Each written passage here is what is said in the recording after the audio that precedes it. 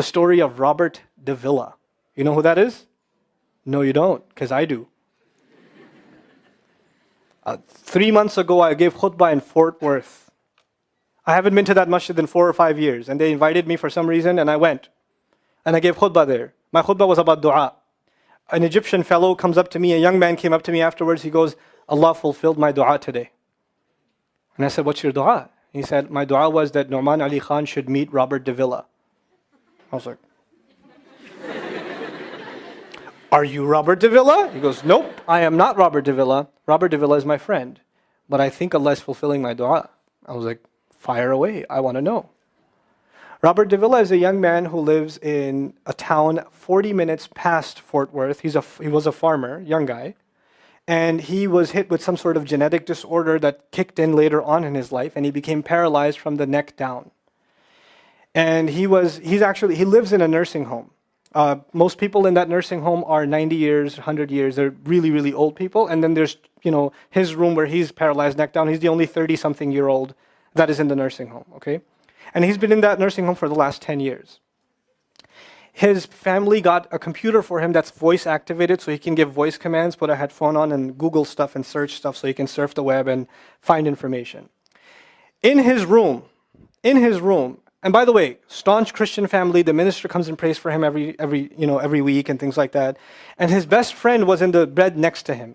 One of his best friends. He became best friends because he met him at the nursing home. This person was also paralyzed and he needed a new liver. Okay? A liver transplant. He was waiting for a liver transplant. And they used to talk about, God and things like that all the time. They were good friends. Finally, his best friend got a call that there's a donor available for the liver. So he's so excited. He goes, Robert, I'm going to miss you, but I'm going. I've got a donor.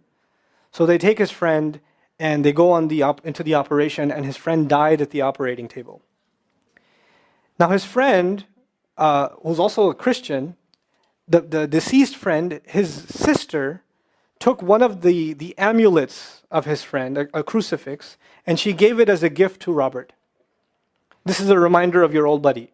So he hung it on the side of his hospital bed. Robert Davila lives a pretty decent life in there. The nurses take care of him. He's a happy guy. And one day he goes to sleep and he sees a man in his dream. That man says his name is Muhammad. And he says, pointing at the crucifix, God did not send messengers so they would worship the messengers. God sent messengers so you could worship God. And Jesus was just a man. He walked in the markets and he ate food. He walked in the markets and he ate food, and the dream stopped. He only knows that Jesus was just a man. He knows there's a man named Muhammad that said that to him. He said that messengers came so people could worship God and not the messengers. This is all he knows. So he starts Googling Muhammad. He finds Islam. He takes Shahada. When he takes Shahada, he wants to learn about the Quran. So he goes on these chat sessions and finds somebody needs to teach me Quran. He finds a brother in Egypt that he gets together with on Skype to try to learn Arabic. Learned the Arabic alphabet. Once he learned the Arabic alphabet, he learned to recite the Quran. He memorized 10 surahs from his hospital bed. Then he said, I'm beginning to memorize the Quran, and I'm beginning to learn about this prophet, but I need to understand the Quran. So he starts Googling how to understand the Quran. And for some reason, he ends up on my videos. And he starts watching my stuff.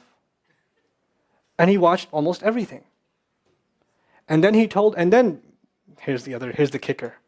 In the nursing home, there was an Egyptian fellow that used to come in and do some repair work.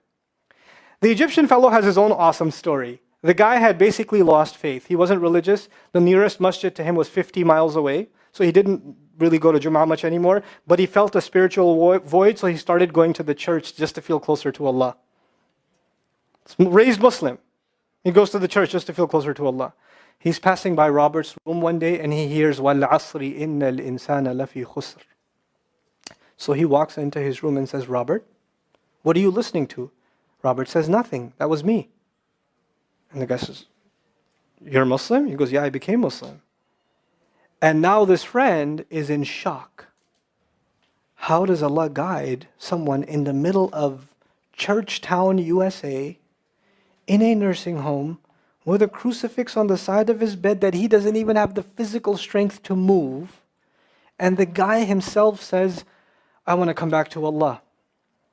So he tells him about his, the friend he found online, Na'man Ali Khan. So the Egyptian fellow starts watching my videos. And then he says, I wish I could meet him one day. And he says, okay, I'll pray for you. And after 5 years, that Egyptian friend shows up at the same masjid that I haven't been to in 4 years. And after Jum'ah says, I think Allah wants to fulfill my friend's dua and my dua. So I said, I think He does. Let's go. So I took a few of us and we went. And we met with Robert. We had a beautiful conversation with him. And inshallah, for Eid, we're going to go to his nursing home again. The nursing home was pretty shocked. You're all here to meet Robert? He's like, yep. Why do you want to meet him? He's an inspiration. I'm like, okay, let me check if we can. And they had to call the hospice administrator and all this stuff, and then eventually let us in. And Robert's in shock. And then I meet with Robert, we're talking, and I was like, hey, Robert, so I heard you memorize some surahs. He says, yeah. Can you recite one for me? So he recited Surah Al-Asr. Not one of us was not crying. We're just in tears.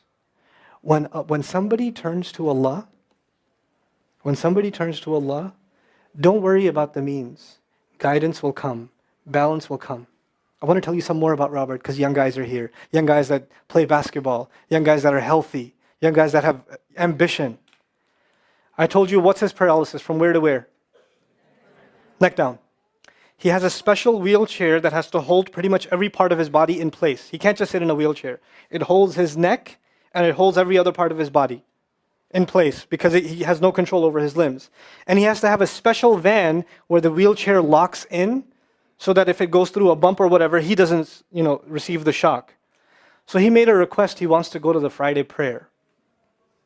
They didn't have the special van, so they put him in a regular van. And so he went in the regular van and a few bumps and his spine got even more hurt. He went to Jumu'ah. He came back in excruciating pain. And they said, I'm sorry, Robert, you're no longer able to sit in your wheelchair. You're going to have to stay in your bed for the next 6 months at least. If you see recovery, then you can get back up again. I met him in that span. He'd already been in that bed for 3 months already. And the reason he was in that bed is he went to the Jumu'ah prayer. And he told me about the Jumu'ah prayer. He said, I've never felt more peace in my life than I was in that masjid. And you know what I'm going to do, Brother Na'man? When I can sit in my chair again, I'm going to go to Jumu'ah. I'm going to go to the masjid because I've never felt like that before. There's someone who has nothing but control over his mouth and his eyes. And he says, I only find peace in the masjid. And here we are. These masajid, I don't care what ideology, what school of thought, what they're talking about in the masjid, what fitna is there. I don't care. It's still Allah's house. Just go to pray. Don't go there to talk to people. Go there to talk to Allah. Just go to talk to Allah. You're just going for you and Allah. That's it. That's it. Other things will come, but you're not going for them. You're just going there to find peace. You'll become different people. If Allah can guide Robert Davila, Allah can guide everybody. And then he said, sometimes I wonder why Allah put me in this position. And then I say to myself, what am I kidding? Allah has given me so much. I am so grateful for what He gave me. And if this is the way He was going to bring me to Islam, it's all worth it. So worth it. You have Muslims that lose a little bit of health and they say, why is Allah doing this to me? And this man, if you would think, nowadays atheists argue because of suffering, there's no God. If one man has in a position to say, I don't believe in God. If there was a guy, why would I be in this position? It would be Robert Davila. That guy would say, I don't believe in God. If there was one, why would I be in this mess? And yet he's in this position, and I've never seen a face with more nur. Never. I've never seen a face that has more contentment on it. He's so satisfied with life. He's so happy.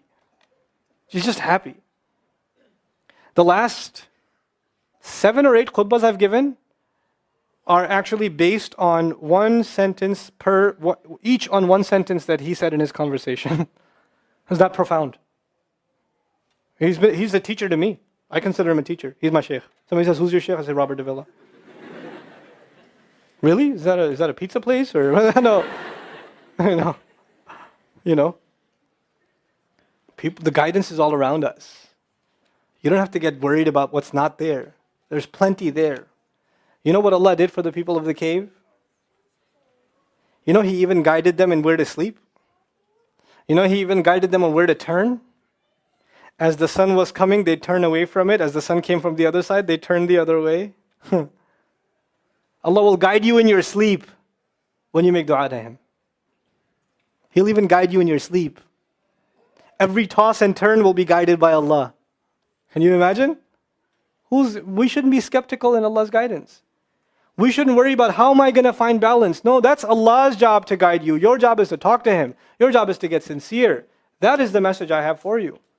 That is how we're going to find balance. Honestly. And if once you do that, once you become sincere to Allah, Allah will open doors. Allah will give you friends. Allah will give you teachers. Allah will give you access to resources, all of which are going to bring you closer and closer and closer to Him and to the truth and make life better for the people around you. This is really the gist of what I wanted to share with you. I don't want to speak longer. I've spoken too long already. I love coming back to